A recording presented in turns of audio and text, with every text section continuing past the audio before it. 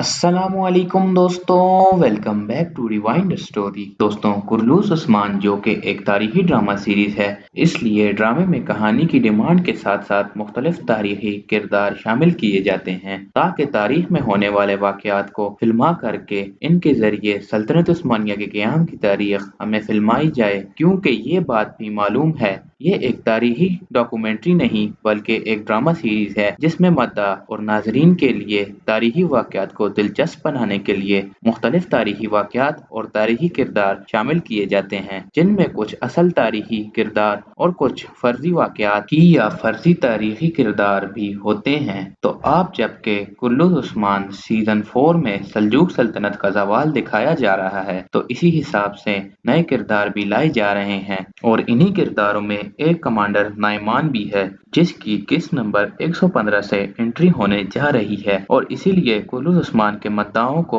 तजस्सुस है ये Mongol commander नाइमान कौन है, इस किरदार की तारीखी अहमियत क्या है और क्या कमांडर नाइमान का कोई शख्स है जो कि सल्तनत उस्मानिया के दौर पर मौजूद था। तो नाजरीन इकराम, आज वीडियो इसी हवाले से है और आज की वीडियो में कमांडर नाइमान की मुकम्मल तारीख जानने को मिलेगी। दोस्तों, वैसे तो हम तुर्लुश अख्तरुल से लेकर अब तक काफी मंगोल कमांडर देख चुके हैं जो कि खौफनाकी और खतरनाकी में एक दूसरे से बढ़कर थे, लेकिन इन सब में खतरनाकी में सबसे बढ़कर दिखाया जाने वाला किरदार मंगोल कमांडर नोयान का था, जिसकी तारीखी अहमियत भी थी। इसके अलावा आलमजक, आरी बुका, कारा शुमांतोकाय, तबोताय, नोयान, जेर कोताय, बुके, तांगोत और कोंगर वगैरह भी शामिल हैं। लेकिन इन सब के मुतालिक एक दिलचस्प तारीखी हकीकत आपको ये बता दूं कि इनमें अक्सर नाम किसी शख्स के नाम नहीं बल्कि ये मंगोल फौज में किसी ओहदे के नाम थे जो कि इन किरदारों को दिए गए हैं। बाकी मंगोलों को उसी तरह दिखाया गया है जैसा कि वो तारीख में थे। तो नाजरीन इकराम, आप जबकि हम सब जानते हैं कि तारीख में उस्मानियों की मंगोलों के साथ कशमकश का सबूत तारीख से मिलता है, तो इसी हिसाब से कमांडर नाइमान के पीछे भी एक मुकम्मल तारीख है और वो इस तरह के नाइमान असल में एक मंगोल कबीले का नाम है कि उस्मानी रियासतों के कायम करने से भी पहले मंगोलिया में आबाद था। और आज की वीडियो में हम जानेंगे कि नाइमान कौन थे, ओगोस तुर्कों से इनका क्या ताल्लुक था, नाइमान का मतलब क्या है, नाइमान मुसलमानों के सख्त दुश्मन क्यों थे और दुनिया पर हुकूमत करने का जो ख्वाब चंगेज खान ने देखा था तो उसकी राह में नाइमान सबसे बड़ी रुकावट क्यों थे, चंगेज खान ने इस रुकावट को कैसे खत्म किया। अगरचे इनके बारे में ये मालूम नहीं असल में ये कबीला कहाँ से ताल्लुक रखता है, लेकिन इनके बारे में ये अंदाजा लगाया जाता है कि ये कबीला तुर्क बशिंदों का था, क्योंकि इस कबीले में तुर्क जुबान बोली जाती थी और ये कबीला कदीम दौर में जो मुल्क आज काजिकिस्तान कहलाता है इसके शुमाल मगरबी इलाके में आबाद था, जो कि इस वक्त मंगोलिया में आबाद था। नाजरीन इकराम, 12वीं सदी में मंगोलों का सोशल सिस्टम तुर्कों की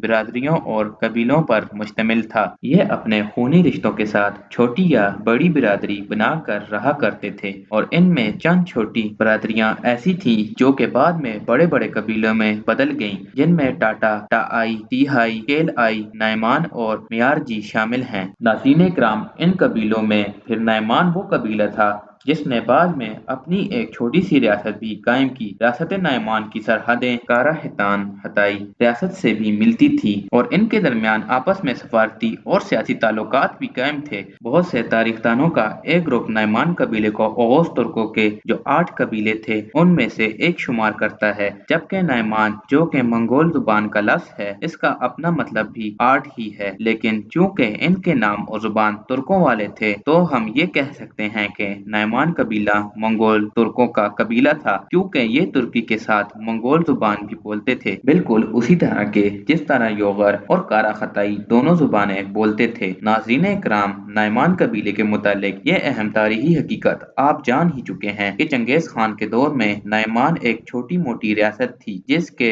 इस खित्ते में अपनी एक मजबूत फौज थी और 12वीं सदी के इख्तिताम तक ये सूरत हाल थी कि मंगोलों से ज्यादा नाइमान की तादाद थी। और जब चंगेज खान ने मुख्तलिफ इलाकों को फतह करने की मुहिम शुरू की तो दुनिया को फतह करने के ख्वाब की राह में वो जानता था कि नाइमान सबसे बड़ी रुकावट है, तो इसने सबसे पहले इसी रुकावट को हटाने का फैसला किया और 1199 में चंगेज खान ने नाइमान रियासत के खिलाफ एक फौजी मुहिम शुरू की जिसमें इसका अतादी ओय खान भी नाइमान के साथ उसके खिलाफ हो गया। चंगेज खान ने नाइमान के खिलाफ प्लानिंग ये की कि नाइमान कबीले की क्रट्स कबीले के साथ दुश्मनी चली आ रही थी चंगेज खान ने इस बात का फायदा उठाया और एक साजिश करके नायमान कबीले और क्रेस्ट कबीले को एक खूनी जंग में धकेल दिया, और जब ये दोनों फौजें आपस में लड़ कर थक गईं और कमजोर हो गई तो चंगेज खान ने दोनों थकी हारी फौजों पर हमला करके इन दोनों रियासतों पर कब्जा कर लिया। और दयानत खान, जो कि नायमान रियासत का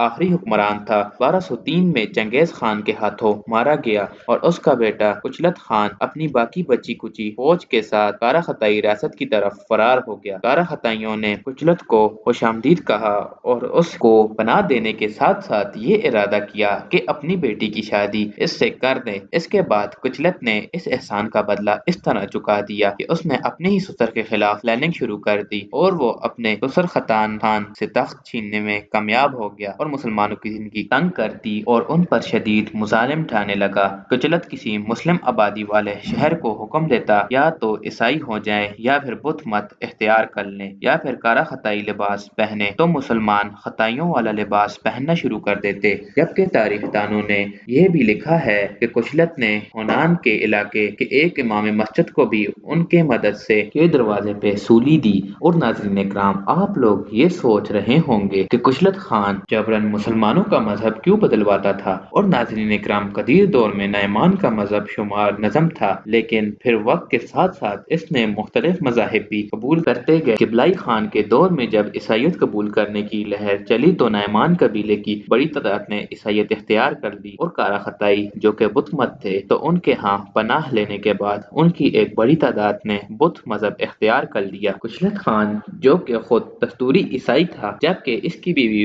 बुत मजहब से ताल्लुक रखती थी, इसलिए यही दो मजहब इसके यहाँ कबूल थे। लेकिन मकामी लोग भी इसके इस रवैये से तंग आ गए और उसके मुखालिफ बन गए, जिसके बाद कुचलत खान को मंगोलों के एक कमांडर जैसे कि एक जंग में शिकस्त दे दी। तो नाज़रीन इकराम, अगरचे नायमान कबीले को मंगोलों ने खत्म कर दिया था, लेकिन इसके बावजूद ये कबीला मंगोल सल्तनत के मुख्तलिफ हिस्सों में आकर आबाद हो गया था। और नायमान कबीले के जो अफराद मंगोल सल्तनत में आकर आबाद हो गए थे, तो जब मंगोल सल्तनत में इस्लाम ने जोर पकड़ा, अल-खानी सल्तनत के हुक्मरान इस्लाम कबूल करने लग गए, तब नायमान कबीले के भी काफी बड़ी तादाद ने इस्लाम कबूल कर लिया था। इसके अलावा ये मंगोल सल्तनत के बड़े बड़े ओहदों पर भी फाइज हैं। मिसाल के तौर पर चंगेज खान के तीसरे बेटे उक्ताई खान की बीवी नायमान कबीले से ही थी, जिसका नाम तोकीद था। जबकि मंगोल ओहदों के पर भी नायमान कबीले के लोग फाइज थे। मसलन हलाकू खान का एक जनरल था जो कि नायमान था, जिसका नाम कोद पकान था,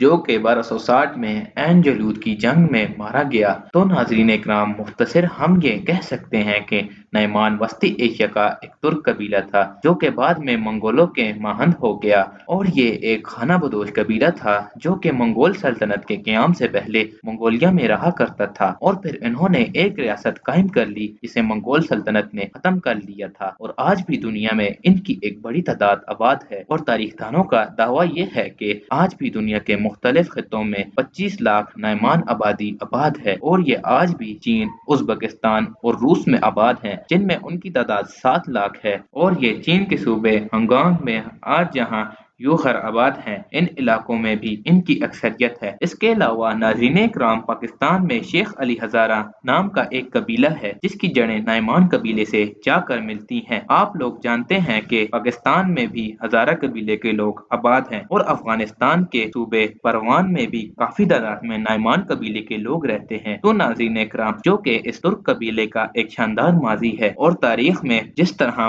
मंगोल कमांडर फौज में जिन ओहदों पे थे, तो वही नाम दिए कर इन्हें ड्रिल्स अर्तुगरुल और कुल्लुस उस्मान में शामिल किया है। तो इसी तरह अब की बार एक तुर्क मंगोल कबीले के नाम पर एक मंगोल कमांडर को कुल्लुस उस्मान में शामिल किया जा रहा है, ताकि इस तरह कुल्लुस उस्मान के नाज़रीन को कबीले की तारीख मालूम हो सके। दोस्तों, उम्मीद करते हैं आपको हमारी ये वीडियो पसंद आई होगी। अगर पसंद आई है तो इसे लाइक और शेयर करें। मिलते हैं अगली वीडियो में, तब तक के लिए अल्लाह हाफिज।